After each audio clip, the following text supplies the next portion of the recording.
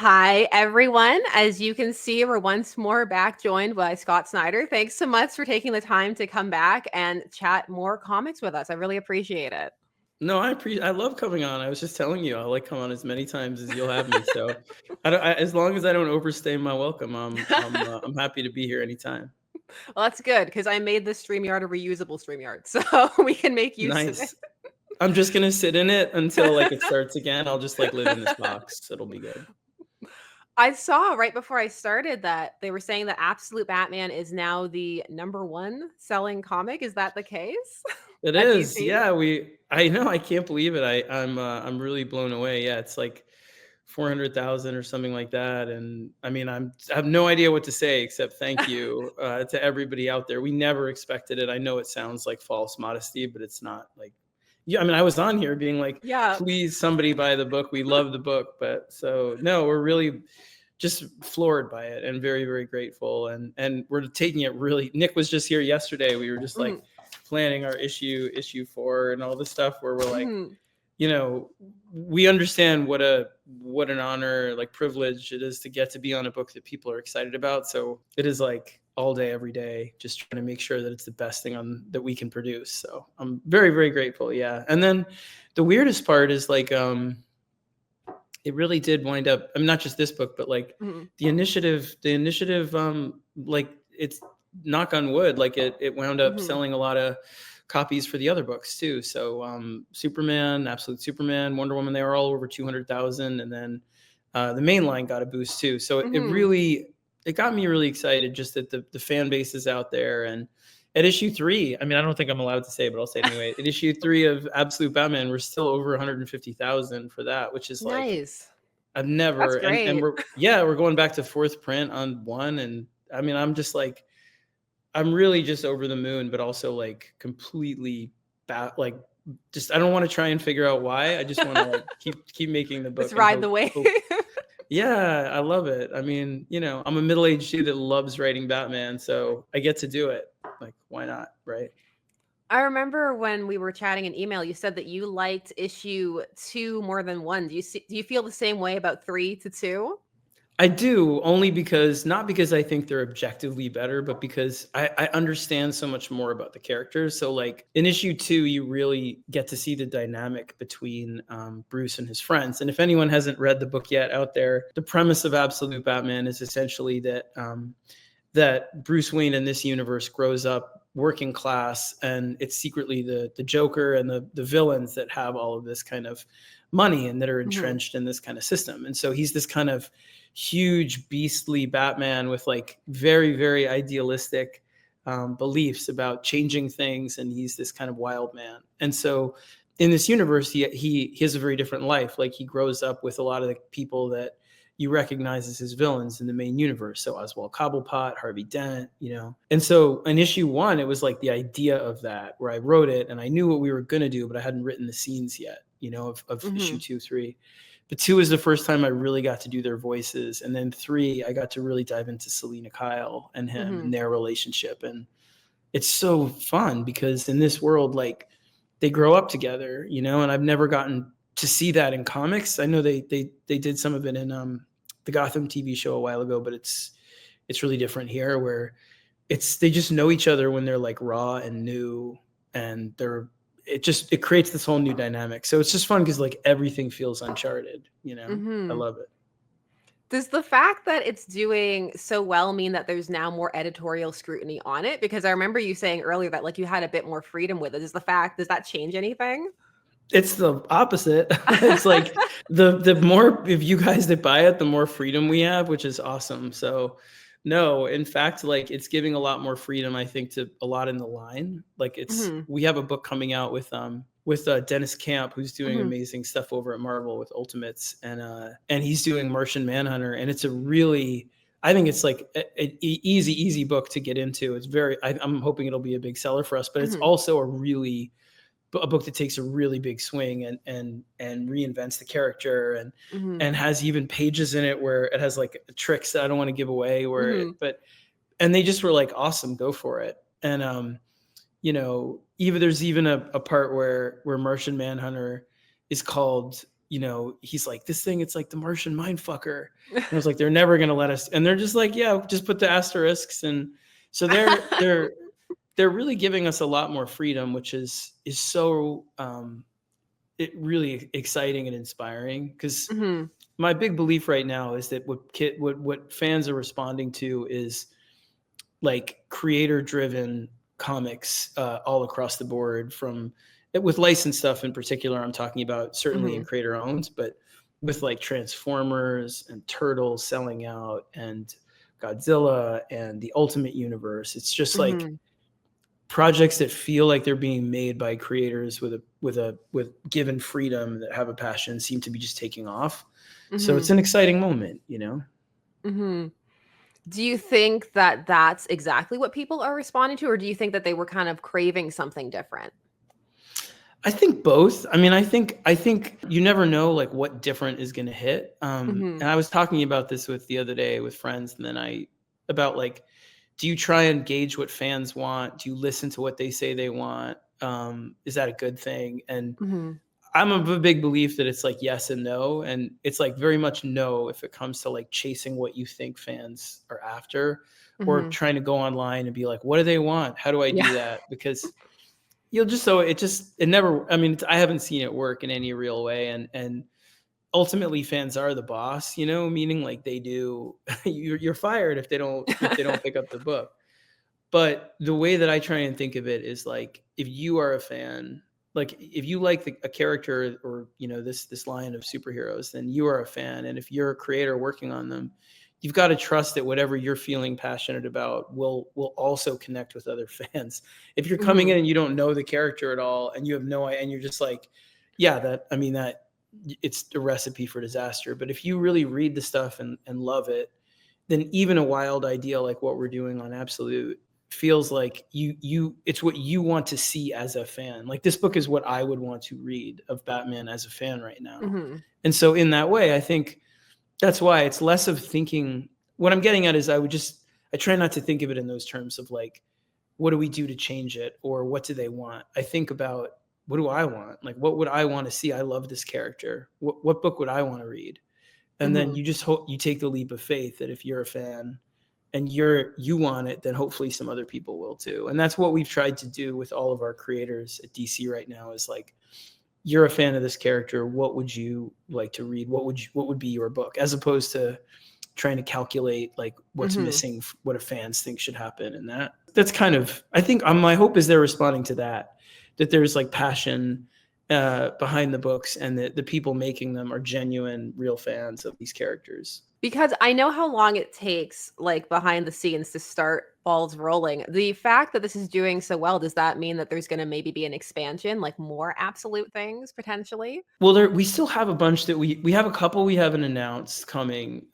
We have, I think, a total of Superman, Batman, Wonder Woman, Martian Manhunter. That we have Flash coming soon with Jeff Lemire and Nick Robles, which I just read, which is awesome. And then Al Ewing and Janoy Lindsay On on Green Green Lantern, right? Lantern, which is Mhm. wild. And then Martian Manhunter. So we have these 6, 7, 8. We have 8 books right now, and one that's in consideration, that I think will go through for a ninth. Some of them are miniseries, and we're honest, like we'll tell you which ones are as they come out. Some of them are, all these are ongoing that you've had so far. I just want to make sure that fans are loving what we're doing Yeah. before we go too big. I don't want to Mhm. just start. So I'm the one that's probably like more hesitant to expand it. But I'm excited. Like DC, I talked to DC, and I'm sort of in the process of signing on for another year, not just to do Absolute Batman. I'm already signed on for another year, but Mhm. to sort of help consult again for another year about making sure the meta story that we're telling with All In continues, and secondarily to just make sure that we keep things as exciting for retailers and fans as possible. So a lot of different ideas about that. But I love going around. Part of the job is like getting to go around, talk to stores, talk to fans, and be like, what do you what do you think we can do as a company that would help, in that way. So that's where I feel like you really can listen to fans very much, like what things, like price point, or there's too many books, or we need a book that's darker, we don't you all you have is this, or there's too many books like this. Like we're very receptive to that. So that'll be part of the job too. Have you ever heard anything when you're going out looking for feedback like that surprised you? That's a great question. Yeah, I mean, I often do. Like, I mean, the whole thing with All In, like the reason we did it was because of a like surprising response, which was that retailers were feeling like, even though the books were well received that DC was doing at that time, there was this kind of lack of a center, lack of excitement. And I just didn't know that at that time. You know, I heard it in I had this feeling of like listening to the cultural conversation about like the Marvel universe, like the cinematic universe and the DC cinematic universe winding down. And people were like, superheroes are over. And so I was like, you know, no way, there's great books happening. See? And that's when talking to retailers, and they were like, there are, but there really is a lack of excitement in terms of not the quality of books necessarily, but like just a tentpole thing that says, come to the store. We're all in this. We're doing something. We want to do something as a whole company. And so that the whole impetus was surprising. But yeah, I mean, I think there's some things that surprise me sometimes. Like there's misconceptions. There's things that feel like they're really on point. But again, I love hearing it. Like there's nothing they can say that will make me not want to hear what they have to say about it. But there definitely sometimes there's ideas of why we're doing things that we're doing that are off. They'll be like, for example, it'll be like, well, you're trying to do all this stuff because you want to line up with the movies. And it's like, we don't even know what the movies, I have no idea what they're doing. Like, no. But so they'll have conceptions and that stuff. And I'm not allowed to say, you know, like, well, it's not in the, if I do know the movie, I can't be like, yeah. But so yeah, fans are always surprising. They're always surprising. I love that. That's part of the fun, you know? So yeah, I love that. I love the job. I'm really enjoying it. It's the most fun that I've had in superheroes. I think there's just a return to form, I think, with the whole industry right now after a lot of years. And I don't know, I feel like I can't remember if we talked about this last time, but a lot of years of a lot of, I think, a lot of like excitement and money coming in over things that weren't necessarily straight comics, you know? And so it becomes something where now it feels like it's the true market again. Do you know what I mean? Or is it like... No, I do know what you mean. Like Sal and I were talking just the other night about how, you know, it feels a bit like comics are starting to enter that space again where they can be looked at as their own medium, not Exactly. necessarily as some kind of IP or something that leads into something else, but as just its own art form, which it always has been and always will be. It's just always evolving and growing and changing. But I think you're starting to see people return to that appreciation for it, and also new people. And that's what's really exciting, seeing people who are like, I've never, you know, read a comic book or anything. And I think that part of that is because they are kind of in this niched off situation in these kind of specialty stores. So depending upon your location or not, you may not have had the chance to encounter them. But now with the proliferation, especially on YouTube and TikTok in particular, like you're starting to see people be able to encounter these things again, which is really exciting. I couldn't agree more. And like, I'm old, but like seeing the TikTok, I'm just learning like TikTok, the whole TikTok community online is awesome. Like an Absolute Batman has been fun to watch, like all those skits where Yeah. like, YouTube has always been great. It's more trying to meet people where they are. And like you're saying, and being like, again, like, forgive me if this is like a boring history lesson for people out there, but like to give people a sense of, you know, the last 15 years, it feels like, when I came into comics, it was like just, you know, DC and Marvel in New York City, paper, ink, that's it. And then within a couple of years, like DC was bought by Warner Brothers, and we moved out to LA, and Marvel was bought by Disney. And that brings in like a ton of excitement, a ton of money. There's the movies happening all of a sudden. And so we could do the New 52 and they could do all new. And there's a lot of investment. And then in the indie world at the same time, all this amazing stuff is happening, right? Where Walking Dead becomes a big hit show. And so the desire for all kinds of comics to be translated, and you can suddenly make a living doing indie comics and make as much as you do at DC or Marvel. And then streaming hits in 2013, 2014. And all of a sudden you have companies with these streaming deals, and they have money to come in and make a ton of comics. And none of it is bad. It's all just this kind of bubble, you know? And then similarly, like even when COVID hit after the initial shutdown, there was a huge spike in sales. Weirdly, like our best year was 2021, 2020 into 2021, 22, where if you felt this way, I don't know, but it was like my kid is like a baseball card fanatic, my 13-year Mhm. old. And like that industry too, what you saw was like people suddenly had disposable income from COVID checks and stuff and wanted to go back to their kid hobbies, but they wanted to monetize them. They wanted to feel like they could gamble. And so all these new baseball card companies and packs started coming out with like, you might get a chip of Babe Ruth's Yeah. bat. That was this huge boon where like from 2020 until 2022, 23, people were buying variant covers and buying number ones if they had a new appearance of a character that might be a Mhm. TB. And the point is, like, I was asked to give a speech this year at New York Comic Con about overcoming a down market. It was sort of like, what about, talk about a down market now Yeah.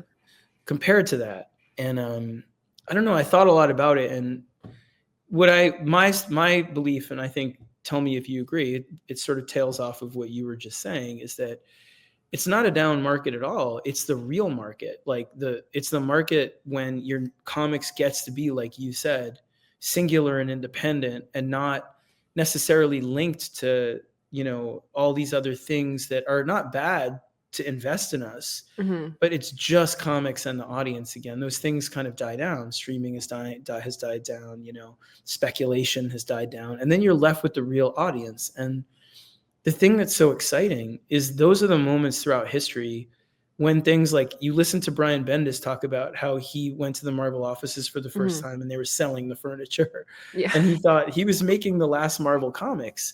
And that's when they did, Ultimate Spider-Man and then Avengers. And that's when Mhm. Dark Knight came out, was in a big slump. And same with Watchmen. And that's when Marvel Reborn, Marvel Knights, like, Mhm. so it's always in these moments when people say, oh, the market is contracting or the market is, not as big as it was a few years ago, that some of the most exciting work is allowed to happen. And when you do it, like the worry was, will they show up? Mhm. Is there still an audience or did they move off? And to have them come and, I mean, Absolute Batman is by far the best selling comic I've ever had. It's Mhm. not like it, so to see that happen and to see the Mhm. Absolute line and the DC line take off, it just proves that the real audience is not only there, but they never left and they're hungry and there's a new audience too. You just have to meet them where they are. You have to be like, go on and talk to them in their, like find them and talk to retailers, so I'm a big believer in, like, I love this market right now. It's a tough What market, but I love what it. I like about it is that you can tell that people are clearly reading the inside.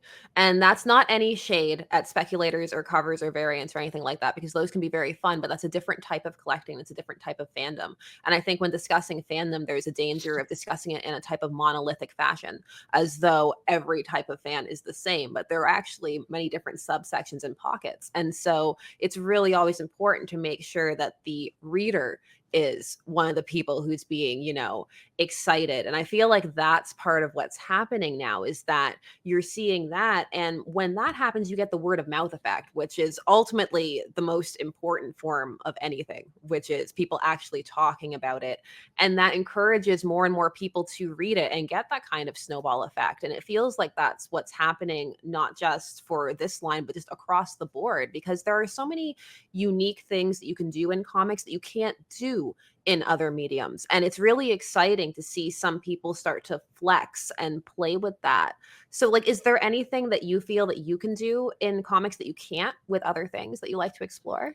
Oh, yeah, absolutely. I mean, I think, and again, that's a great point. I mean, I feel like with comics, it's this perfect collaboration between you and an artist, if you're a writer. Hmm. And it also is something that lives in this great space where, it's there on the page where the reader has the visual prompts, but there's a lot that they also bring to it, like a book where they imagine things and it's immersive in that way. So it Hmm. has some of the beauty of reading a book where your imagination fills in the sound of the voice, fills in the moments you're not seeing.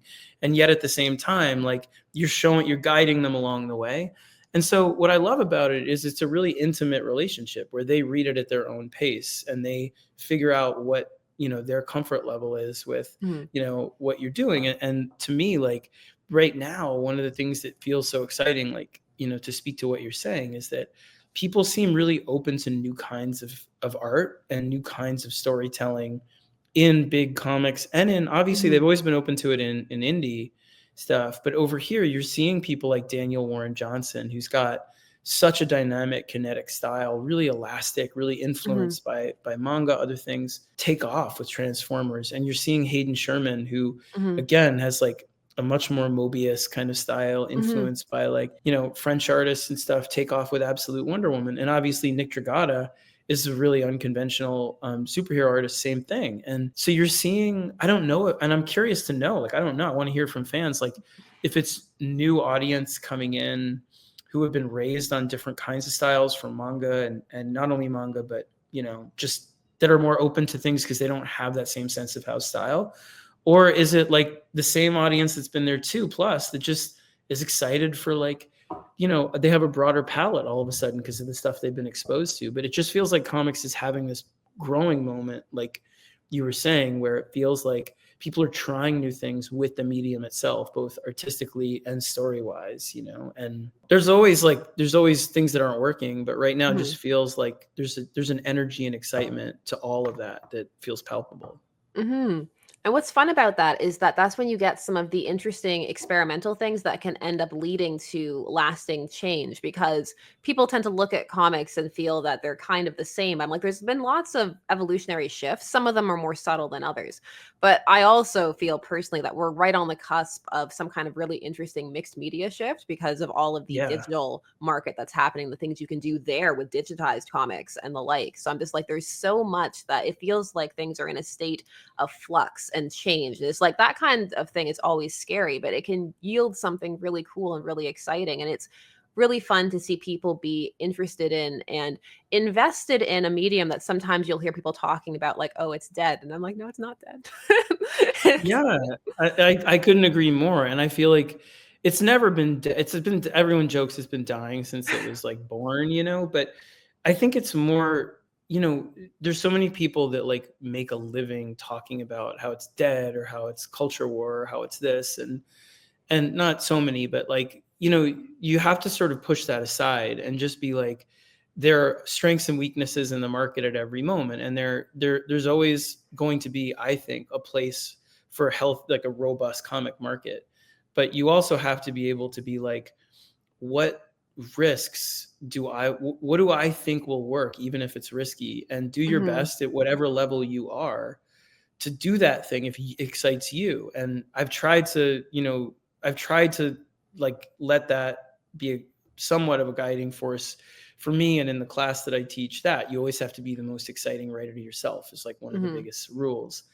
And so sometimes you're not allowed to do it, but when you are given the chance, or when you do have that canvas, you've got Mhm. to do it. Because look at how I keep a thing on my desktop that's like a letter to the editor about Batman, and it's like, I am never reading this book again. I'm dropping it. You've ruined it. No, congrats on like destroying Batman. Soon I'll bet your whole company folds. And it's literally about Batman Year One, Mhm. you know?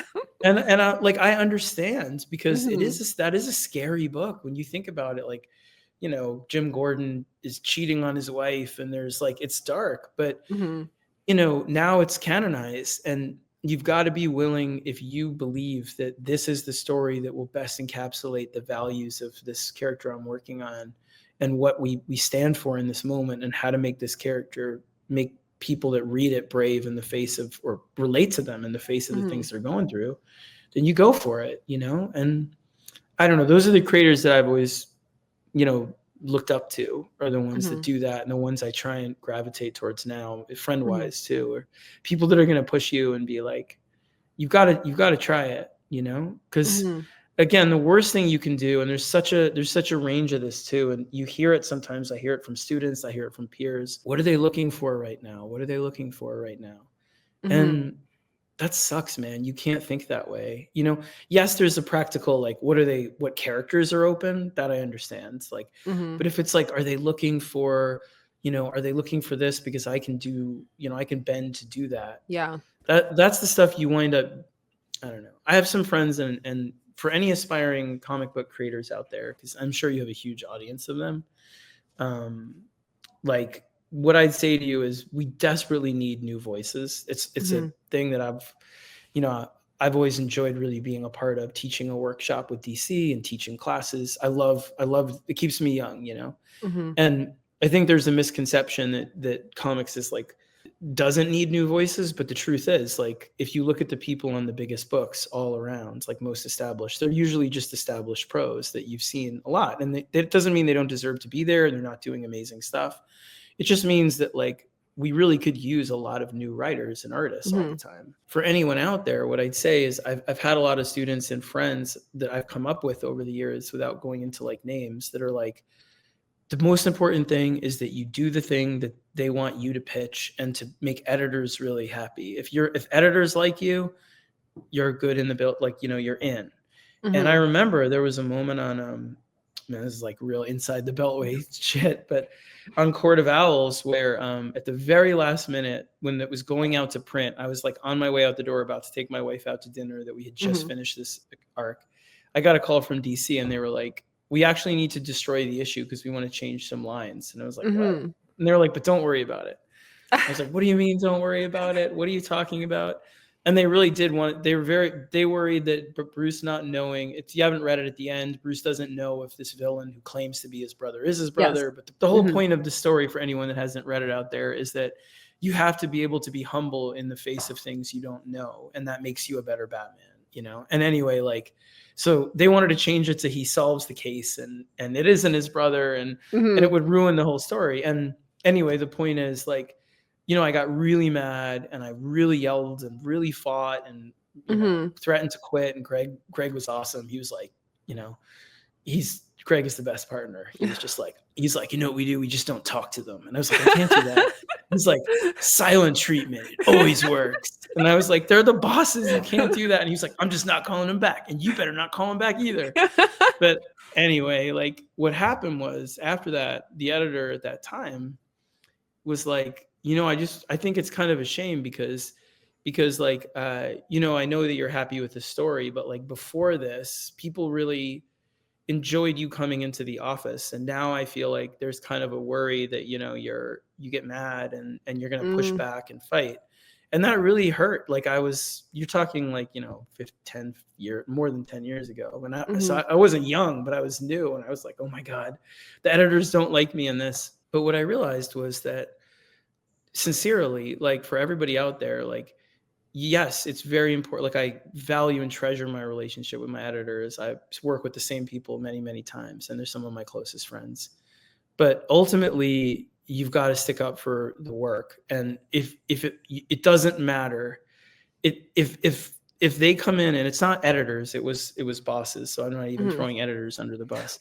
But if somebody is going to do something that changes the meaning of the work entirely, it's less important to be, in my opinion, like, you know, acquiescent to that, Mhm. than to try your best to stick up for it. And if that means that, you know, if you do it in a normal way, like, and if you're not, you know, don't be toxic. If you're like arguing the point, yeah, it might make you someone that they worry is going to stick up for things. But ultimately, I would be, I would hate that story and never be able to look at it if it came out the way it did. And so, what I'd say to people out there is, again, like, yes, it's important to have very good relationships with the company and the editor and that stuff.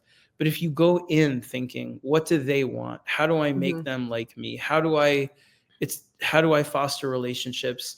I'll do anything they want, as opposed Mhm. to, I'm doing something I want to see and can't wait to see, and they're here to help me, and I'm going to listen. And Mhm. then you just seen I've seen a lot of people go down in flames for that, you know, because what happens is you wind up doing the thing they want you to do, or that they don't even want you to do, but a boss wants you to do. Mhm. The story comes out, is compromised, people aren't as into it, your sales start to drop, and then it doesn't really matter who likes you or doesn't like you in the office, because you get fired. So it winds Mhm. up being a really slippery slope. And I think this is a moment right now where you see creators really sticking up for the things they want to do, and Mhm. editors being really supportive Mhm. generally. Well, do you think that that kind of friction is necessary? Because I personally think that friction is an important part of the creative process, that sometimes some of the best ideas can come off of people who disagree having to bounce things off of each other. And it's like, I don't always necessarily think that one person is 100% right versus the other, but like sometimes something born of that can be truly really interesting. But do you think that there's a place for that inside of the process? Oh, 1,000%. And to distinguish, like, I only work with editors, like, and also like the friends that I keep close to me and the people that I show stuff to early are the people that I know will be honest with me and will argue with me when they, Hmm. and the creators I work with, like Nick, like, not to like spoil a scene, but like I can show you, like, you know, well, everything is a spoiler, but there's a scene with the Batmobile here where, like, it's my favorite. Like, the Batmobile does all these cool things, right? Hmm. And we were working on it, and I was like, and this is where Batman's gonna be like, hell yeah, blah blah blah. And Nick was like, I really think he'd be more subdued because he doesn't want to show any emotion in front of Alfred. And I was like, you know what, you're right. Like, and that's a tiny example, but Hmm. friction, like you're saying, whether it's like you and your partner or you and your editor is a key part. I mean, I think that's what makes the greatest bands, the greatest everything. It's like Hmm. some people, but it has to be supportive, healthy, constructive. What I'm talking about is like somebody coming in at the last minute and being like, you know what, you should change this because I got a order from someone above me that this character is going to be in a cartoon and we don't want to Mm. use it. Yeah. And it ruins the whole thing that you've been like. The problem I had with Court of Owls was like they had agreed to this ending from the very Yeah. beginning of the thing. So it's more like, to differentiate, because I think you're right, it's important, is like healthy conflict is one of the cornerstones for creativity and Hmm. successful work. But you're right. But like this is sometimes when they're not right, when they're coming Hmm. in and they're trying to do something that you think is unwarranted and unfair, being able to say like, I'm not okay with this, Hmm. because what at the end of the day, like as much as earlier I was like, well, you can't listen to fans, in terms of what you're going to do. Hmm. One thing you got to remember is the only relationship that really you have at the end of the day in terms of being a creator on the stands is with your readership. And if Hmm. you're changing shit in your book because you don't really believe in it or whatever, but you're doing it, you're breaking a trust with them, Hmm. and once you start doing that, it goes downhill, so I try in the class to always be like, just always be honest with your readership, you know what I mean, as much as you can. I Hmm. certainly can be like a hype man sometimes, but I try to be as transparent as possible with like the book I'm doing right now for Distillery, right? Like you won't Hmm. feel a thing. I'm not out there doing the absolute Batman juggling, on a unicycle, because it's not that kind of book. It's a really pitch black personal book. And so you go to those places and you try and find the retailers and the stores and the audience that responded to that stuff that you did before, witches, or that loves that kind of work, and you seek them out. You try and find them where they are. But if Hmm. you just kind of like, that's what I mean, is once you start saying to your audience, this is the biggest book ever, you must buy it, you've got to, you know, they're all like smarter than us. Like they see through bullshit and then they start dropping you, and then that's it. So, that's how I feel about it, I guess. Do you think it can be a bit more difficult to come into that confidence in an era when you have so much instant access to feedback, where you can go to so many places and see instantly what people say that they want, or, those kind of things? It's very hard. I have like a lot of talks with students and then probably in the mirror with myself about trying to avoid, like, yeah, you're spot on again. Like, I mean, it's hard because they'll tell you they hate you real fast. Like, or if they don't like something, you find out about it real fast. And I certainly have taken it in at times in ways that I shouldn't have. Like I'll tell you, like the worst moment for me was when we were doing this story called Death of the Family, that's our Joker story years Yes. ago on Mhm. Batman, and I really loved it, but like during the process, DC was like, we want to do an event with this, or at least let other books tie in. And I was like, great, who cares, sure, Mhm. whatever.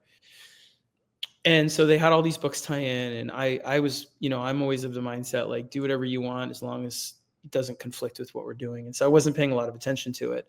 And then the final issue of the series came out, I was driving back from North Carolina where we had a DC convention at this. It was funny. It was at this super weird hotel. I still remember it. It had this like bizarre mural called The History of Basketball, where it was all Mhm. these weird, like Amish looking people. It was just insane. Like, but anyway, it's still stuck in my head, and I still joke with Jeff Lemire about that summit. But I was driving back, and my phone started to go off, and we got very nice response to the last issue. And then all of a sudden, it started to go off crazy with like the most hateful, like, want you dead, like you should be off Mhm. this book thing. And I was like, what the fuck? And it turned out like I just wasn't paying attention to the fact that people had bought all of these tie-ins. And by buying all the tie-ins, it created an expectation that somebody was going to die on the event, like Ah. something big was Mhm. going to happen. And even though the story never had that in it, and if you only read our book, like it worked for people. The fact that they were really angry, and then Mhm. right after that, we announced we were doing an origin of Batman on 0 Year. And that one I had thought, oh, they'll be angry. We're doing a new origin, but I loved it. And that double whammy, there was Mhm. like fire Scott Snyder hashtags and like all that.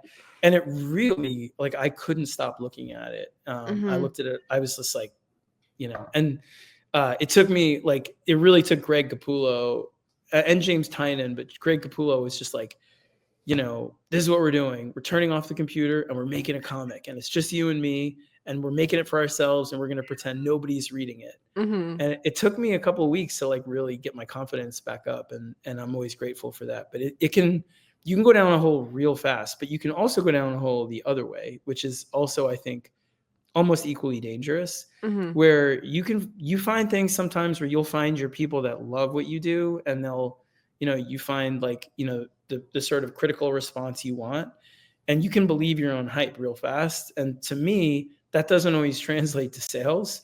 And Mhm. you've got to be aware of that too. Like, it's so easy to just become, I think, like, just unrealistic on both sides. Like, you're not the Mhm. worst person in the world, you didn't write the worst thing, you don't deserve to be like drawn and quartered, but you also might not be as good as they're saying you are. And like, don't believe the helium, don't inhale the Mhm. helium, and instead, like, try and find some people that you really trust that are going to be like, hey, I like this, or hey, this isn't where it needs to be. And that usually that's your editors. Like, that's why I keep my editors, Will Dennis, Chris Conroy, like Katie Kubert, real close. Mhm. Um, but it's also friends, you know what I mean? Like, I show it to Tom King and yeah, like James Tyne and Jeff Lemire, Josh Williamson, and just be like, honesty, and we Mhm. do that for each other. So yeah, you if you go down that rabbit hole, it is a tough moment to be brave or to do things that take a risk when you're going to hear about it real fast. You know what I Mhm. mean?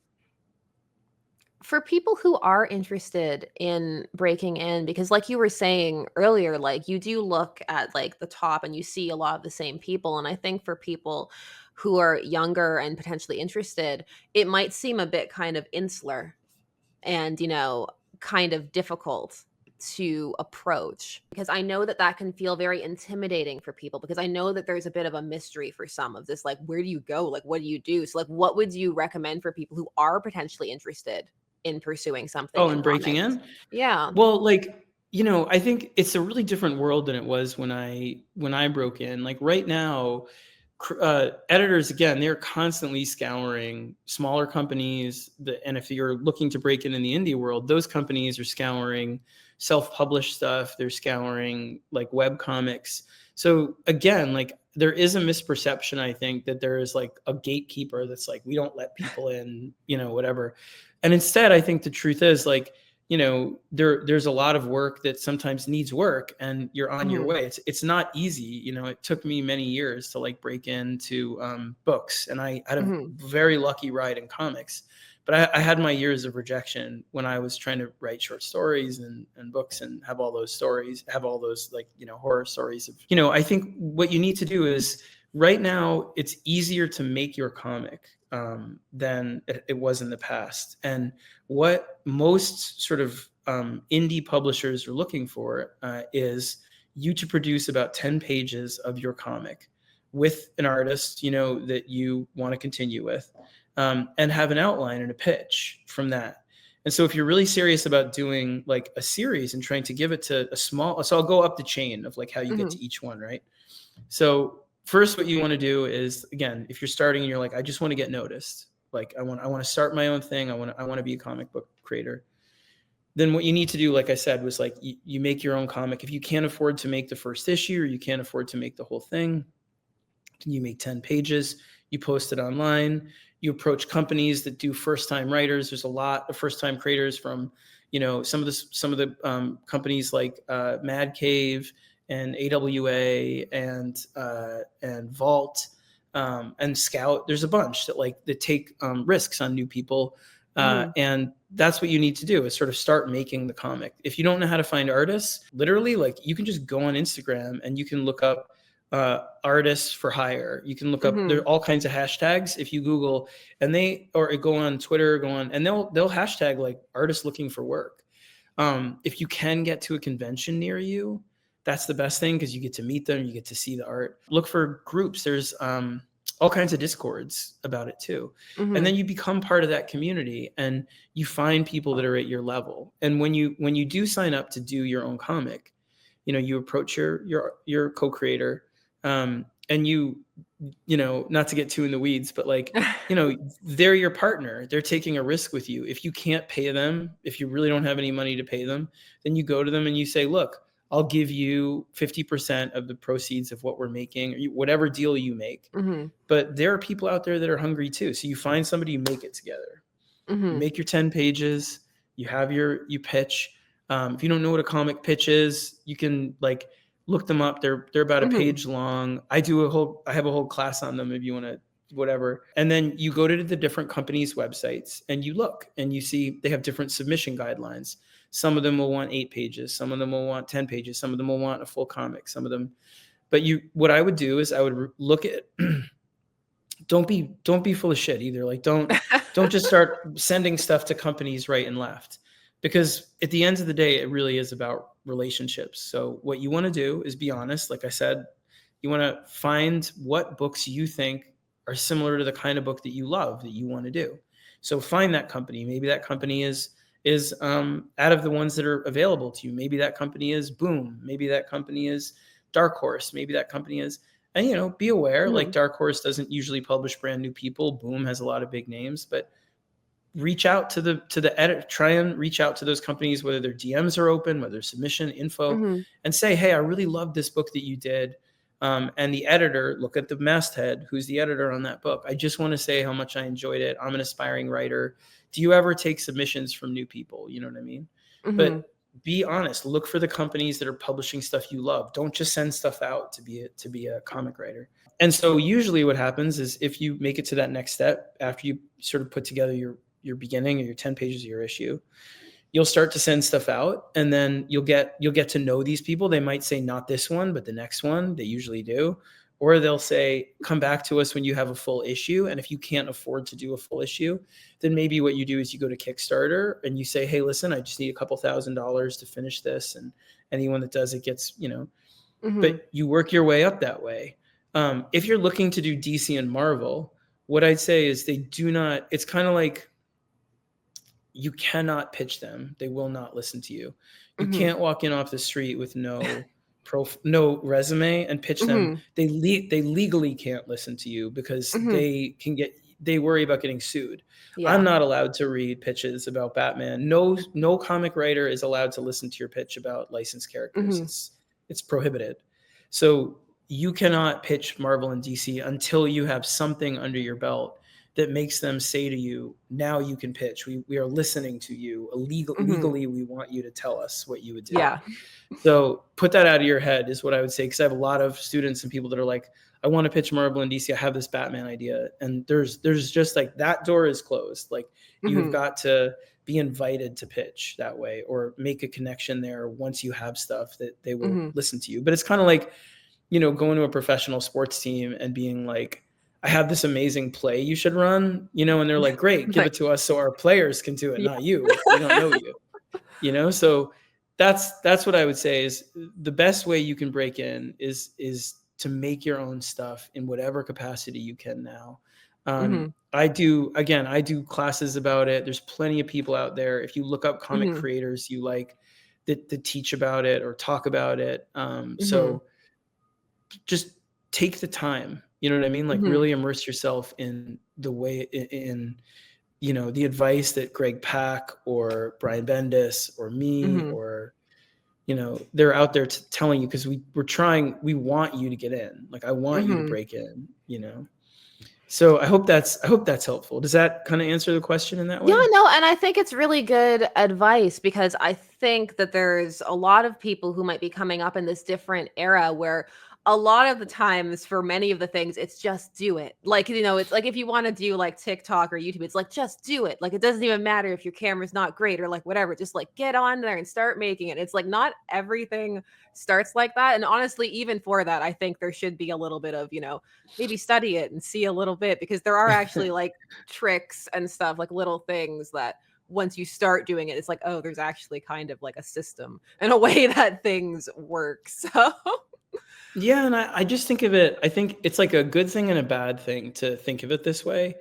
But my deep belief is that like I don't think I came in with a lot of natural talent to writing. I just always wanted to do it when I was a kid. I mhm, wanted to be a writer artist for comics. mhm, And so I really did like, take every class that I could in the summer. The Gotham Writers Workshop in New York City. They had the like for anyone that lives in New York, they had those like little stands and you pulled the flyer out. I did mhm, those. I did summer, classes, whatever you could do.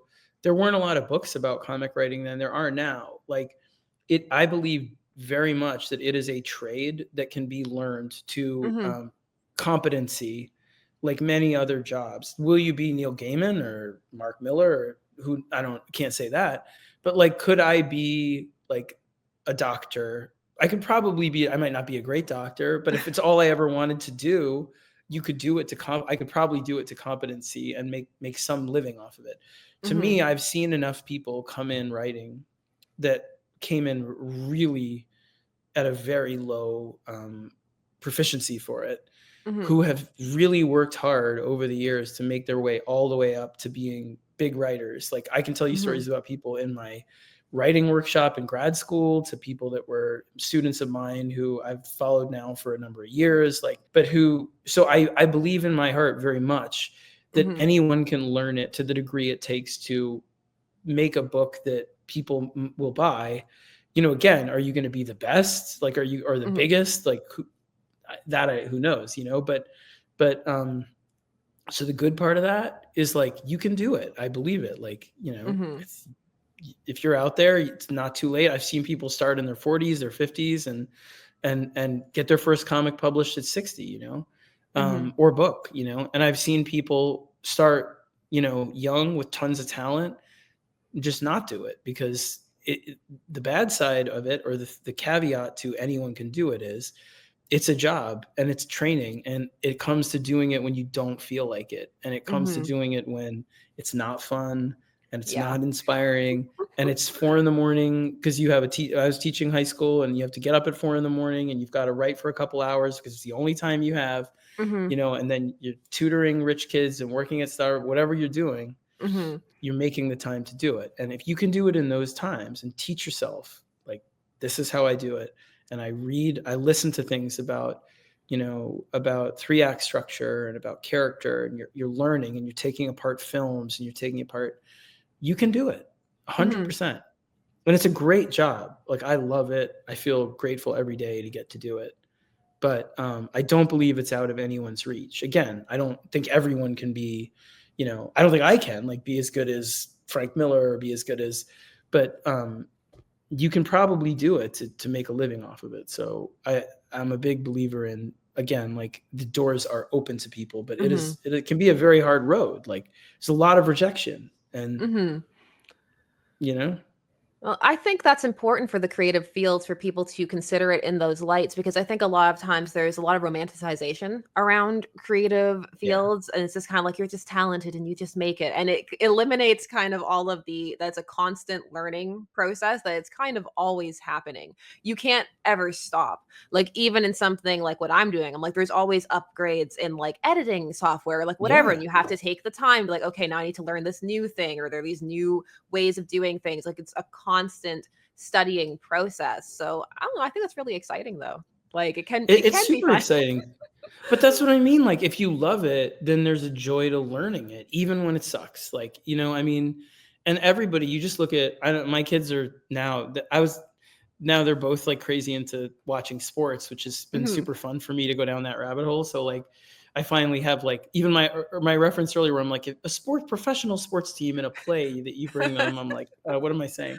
That's from my old, where I didn't know anything. But now I'm like, you watch their favorite players like Juan Soto on the Yankees, right? The guy is like unbelievably talented. And yet he is there. He puts in more work practicing every single day than anybody. You see him Hmm. there, you know. And so I'm just saying, you have got to be there for the moments when it's like, it's the work. And eventually that work becomes more and more fun, but it's still like, yeah, I don't know. I'm not a big believer, like I said, that there, thousands of amazing comics under beds that just people are holding the gates closed against. I'm more of a Hmm. believer in like, that might not be the right comic at the right time and you've got to go back and do a new one. You got to do another one and another one. And that's the part that keeps people out because Hmm.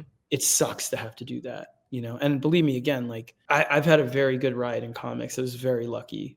I came in like Mr. Magoo and it was like, here's Detective Comics.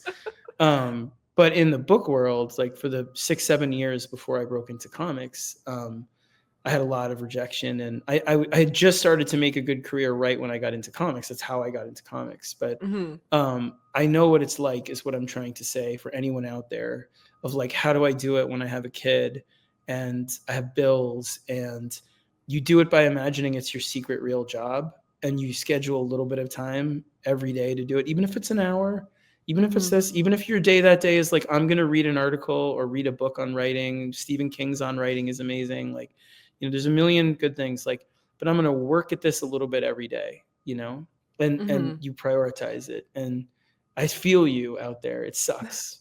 And I never expected to be able to do it, to make a living off of it. When we got married, me and my wife, it was like, before we got married, before I asked her to marry me, I was like, I just want to make sure it's okay with you that I will like never make any real money doing this. Like, that I love this, but so you have got to be prepared for that. Like, it really is, it's tough in many ways, but the last thing I'll say about this part, or this, is Hmm. like, it's the best job in the world, because what it really is, in my belief, and it sounds cheesy, but I mean it. You're saying, if you're doing it the right way, and the right way to me doesn't matter what genre, doesn't matter what your political belief does. What matters is that you are trying to put something on the page that you are hopeful about, or afraid of, or worried, like, that you care about in some way. Like, every Hmm. story I write, whether it's Absolute Batman or whatever, is personal in the way that it's something I'm thinking about and wrestling with in some way. And what happens when you do that is that when you hear back from people that they feel the same way, or that they read it, Hmm. it's magical. It's corny, but it's magical, where that you have fans that, I felt this way. I was afraid of that. This made me change the way I think about this. And so it's the best job in the world for that, because it's about connecting with other human beings out there and being like, do you have these same hopes and fears that I have about the world, about life, about all of it? So Hmm. it's great. It's great, but it is hard, because what it takes, the other part of it that's hard, is it's that you've got to be Hmm. vulnerable and put yourself out for people to see. Like, Hmm. you know, like the I don't remember if I told you this when we spoke once, but like, that death of the family story I was telling you earlier, that I got, like, I don't remember if I told you, like, it came from when we were pregnant with our second kid, and my career was like taking off. I really was like, maybe I shouldn't be a father again. Maybe I'm too selfish. Maybe what if this ruins my career? What if I don't have time to have a kid? And all Hmm. those fears and those thoughts that are really embarrassing, like, really make you feel really shitty about yourself. I was like, I'm going to put it in there. And that's Joker coming to Batman. The premise of that story is Joker comes to Batman and is like, I have a secret. I heard you once. You did something once that proves to me you really don't want this Bat family. You want them Mhm. all dead so you can go back to being just you and me, like when we were young. And Mhm. so that fear of being, am I a shitty dad or do I not want to be a dad, is in the book. And you might not recognize it reading the book, but that's what I mean is it's the tough job because you got to put yourself into it and be out there. In Mhm. some way, it doesn't have to be the way I just described, but it has to be something that you care about. And it's the best job because what comes back, you feel so connected to people. And it's a tough job in that you have to do it when you don't feel like it, and there's Mhm. deadlines and all that. And it's a great job because you can do it. Like it's available to everybody in some capacity, you know? So I don't know. I love it for all those reasons, I think. And again, I hope this moment, I really hope more people do it. I want there to be all kinds of creators, all kinds of walks of life, all kinds of Mhm. beliefs, we just need more of it. Mhm. Have you seen an uptick in people, like, taking your class and stuff? That was the weirdest part. I was like after the election, I was like, you know what? Like I don't want to listen to anything or this or that right now. It's been too crazy. I feel like maybe I'll teach a class. And so I hadn't done it in a while because I'd been so Mhm. busy. And I did it. And the attendance was higher up to the like almost some of the first classes we ever did, where it was like hundreds and hundreds of people in there. I Oh, was just nice. baffled. Yeah. So it feels like people really seem to have something to say and want to write in moments like these, in moments of stress, in moments of division, in moments of like, wherever you fall, I feel like everyone is passionate, and I'm always open about my beliefs, my political beliefs, all that. But I mean, what I try and do for teaching writing is just be like, my job is to help you, whether you're doing a genre I don't normally read or a story that's, not the kind of story that I would pick up, is to just be like, and everybody in the class, our job is to help you make that the best story on its own terms Mhm. from go and to that. And so it's to give you the tools to express yourself the best way possible, teach you what each craft thing does, like what is a flashback, what is narration versus dialogue, and then show you the different effects, and then invite you to do what you're going to do, tell the story you want Mhm. to tell, whether it's a space opera or it's a really grounded memoir. Mhm. Since, like, writing part of it is always, like, the craft and learning, is there anything that's changed in your technique over the years? Very Anything new much you're like doing? every Yeah, totally. Like this book, Absolute Batman, is wildly different than for me because um the one of the other secrets of comics to me is like if you're an aspiring creator, one of the most important lessons I ever learned working with Greg Capullo was you have up until that point, I had only written scripts one way. I wrote them very detailed, like very Mhm. like panel one, close up on Batman's boots. There's dirt on the boots. The boots are like panel two, we pull back to a medium shot, a very directorial. But that's what I needed to feel comfortable because I couldn't visualize the comic else. I was new. I was brand new. And like now, what I learned from Greg was he didn't like to work that way. And if I kept my scripts that way, he would, just I wasn't getting the Mhm. best out of him. And he kept being like, kid, like, let me go a little bit, loosen the reins, Mhm. loosen and I was like, I can't. And the first time I was like, you know what? I'll try it. I'll try what he says and just give him the basic beats and like open up the script a bit where it doesn't tell you long shot on this. It just says, hey, in this scene, Batman's feeling really paranoid and he's moving through these set pieces and the dialogue will probably be something like this, but the feeling is this. Was the scene in Court of Owls where you turn the book. And Greg came up with that, the turning of the Mhm. book. And I was like, God, man, I got to do more of this of just letting the artist go. And so Mhm. what I'd say to anyone like off of your question is if you can try and meet your co-creator, your artist, where they're going to do their best work. And there are limits. Like there's some things like Greg wanted me to write like way rougher than I could write, like way Mhm. more outline than I was capable of. Now I can do it. Now he teases me where he's like, "You write less than I need." I'm like, "Yeah." But at that time I could go up to a point, but stretching even to that point gave him so much more room. And now what I really pride myself on is being able to talk to whoever I'm working with first. Like so Nick really thrives on interaction the same way I do. So luckily we're similar. But so Nick lives right across the sound from me. The water's right outside this window. And he takes the ferry over, or I take the ferry, and we get together in my studio. Yesterday he was here. And we Mhm. just sit together and work on this whiteboard. And that's Absolute Batman Mhm. 5. And and we talk, and he puts pages up, and then he types up what we say in an outline. And right before I got on with you, he sent it back to me, and I'm filling out the outline, putting in Mhm. dialogue I think will happen. But that's how we work. And that it's completely new to me. It's totally collaborative.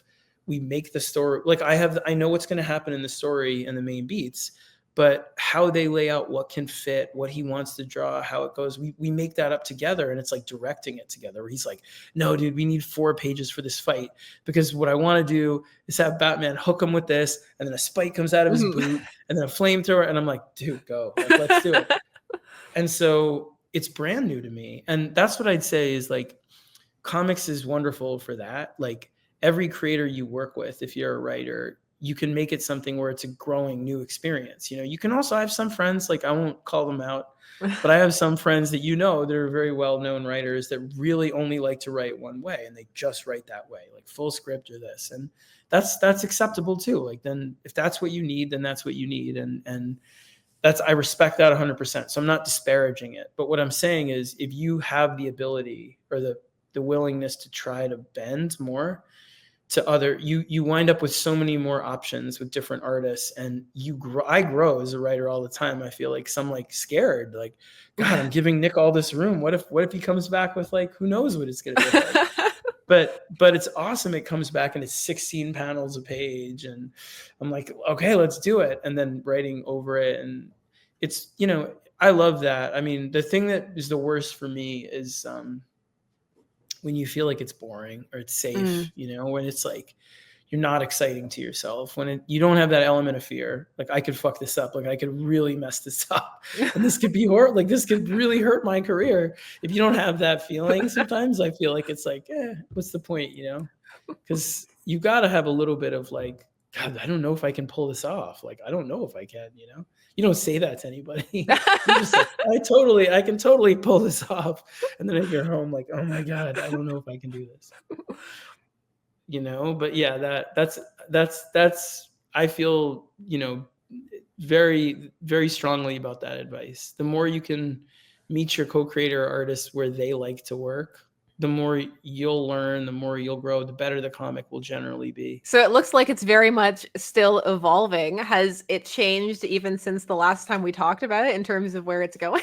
Or is it still pretty Yeah. much? Yeah, well, no, the way I work is I know the arc. Like, so Yeah. this story that we're doing, year 1 of, like, this Absolute Batman, has 3 arcs. And so I know the Mhm. general shapes. Like, the first one is the party animals and Black Mask. The second one, I don't want to give away, but it's a villain Yeah. that people seem to really want to see, and I'm excited. But it deals with Arkham and what Arkham is in this world, which is teased in issue 2, and then you'll Mhm. see more in this issue that comes out in December. And then there's a third big arc that deals more with Joker that's later. But one of the things that's been changing is, the more we get into these characters and learn, the more we want to do things in between. We want to do Mhm. a couple issues about Mr. Freeze. So I'm doing a Mr. Freeze story, but he's totally different in this world, but still Mr. Freeze. Mhm. And then there's a whole thing with Selena and there's a whole thing with Deathstroke, and all these characters that are coming in because of the mythology. That's the best feeling. This was what it was with, like, on American Vampire, where it was like, and on Batman itself. But when you're doing an ongoing series and it starts to surprise you, where you're like, I really like this character. I feel like they deserve an issue. Or, Mhm. God, you know what? If he's working with this crazy ass villain, then he's probably working with this villain, which means they are in it. And where's Mhm. Lucius Fox? Oh, I know where he'd be.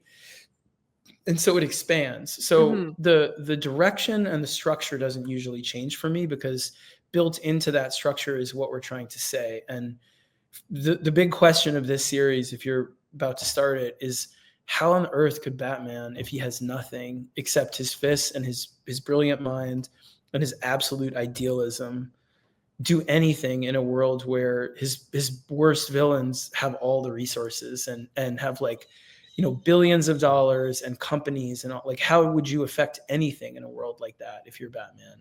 And so Mhm. the whole year is about, how do you do that? Like, first arc, he's just like an absolute monster and just like goes at you head first. Second arc, he starts to understand he's got to do a little different, but really gets hurt. And third arc, he has a new idea of how to do it, which is a lot of fun. So it's that doesn't change, but the path there takes interesting detours. You know, it's like the ending of American Vampire. It took us 10 years to do that whole series for fun. We never knew how long it was going to be. You know, we always wanted it to be as long as possible, but the ending that we did was in the initial document, you know, so it's always been there. And the same with this. I imagine the ending planned here will be the ending of at least the first big year plus. And then people keep buying it, it'll just keep going. I mean, I would write this series for Nick, and I are having a blast, and you know, we're both signed on for another year.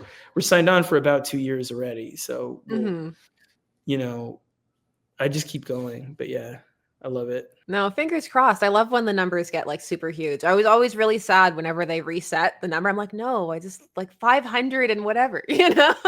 Yeah. Yeah. Well, that was, I agree. There's a real sort of like value and in recognizing the history and the legacy of that stuff. I think it's fine. Like, look, I'm a big fan in being like, it's number one, but under that having the numbering to be like, we're still in it, you know, like whatever we can get new fans. Like I want to propose to DC. We do this thing where we're every fall, we try new, we don't start anything over, but you always have a moment when there's a jumping on point, the way we had here, where most of the books are starting new stories. So you always know you can jump in at a certain point, but always trying to do that stuff where it's like honoring this great tapestry, a story, and yet trying to find ways of being like, come in, you know, because that's what I mean. You gotta, if you're excited about it, get them excited about it. And there's all kinds of ways, like you pointed out earlier, digital, which no one's been able to really crack yet. I really believe that Comixology was going to do that before, and I still have a lot of faith in them, but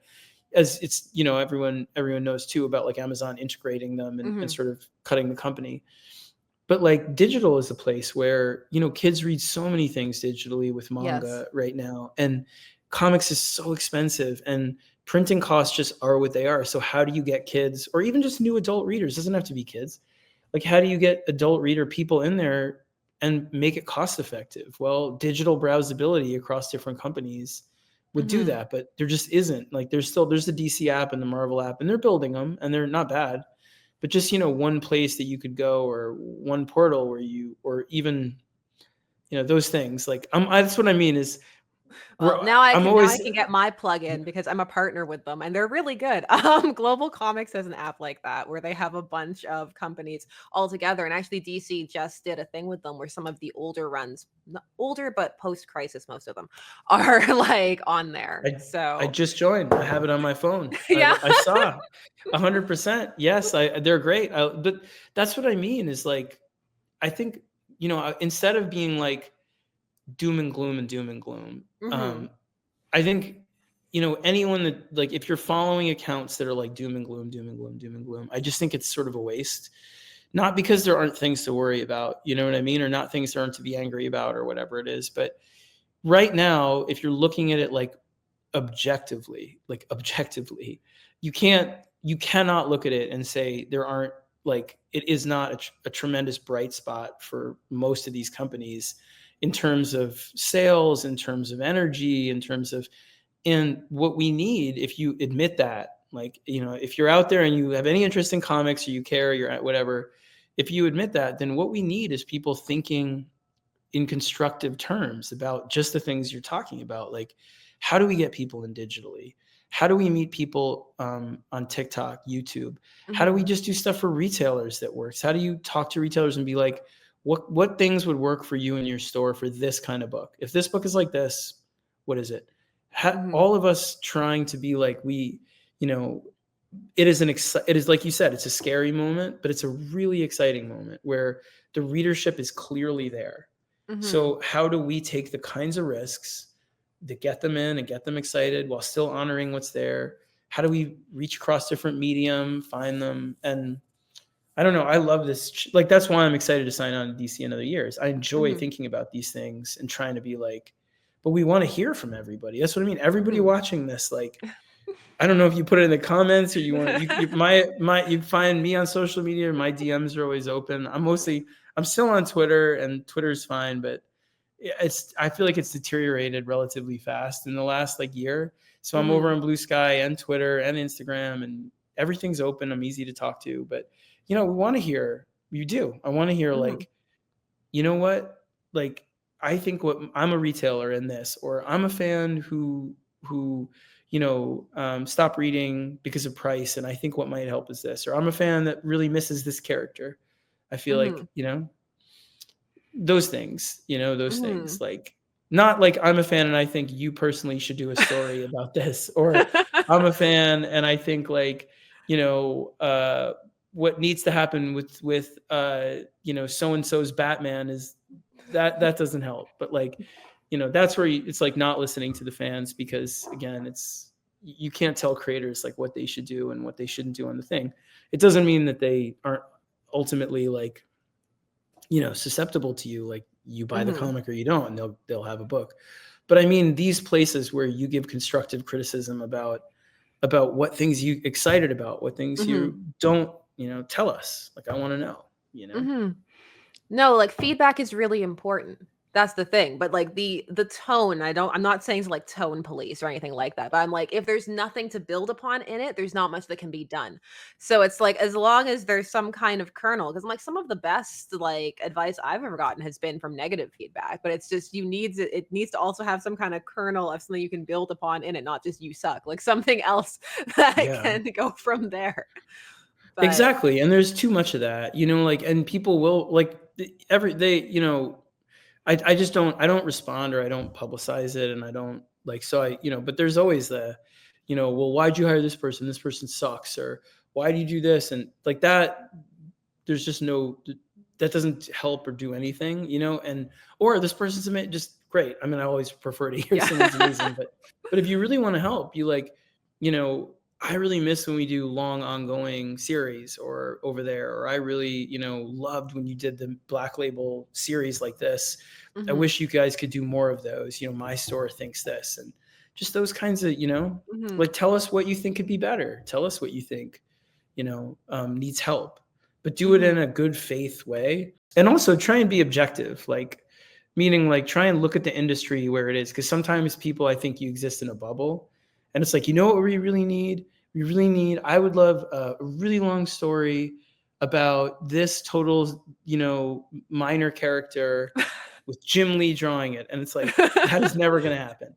You know what I mean? Like that is not helpful either. Or you know what? I wish, there weren't like all new writers on all these characters. And then you look and it's like all established writers on the characters, like it's just, try and really take a look. Like, don't just, what I mean? Like, don't Mhm. listen to the bubbles you're in.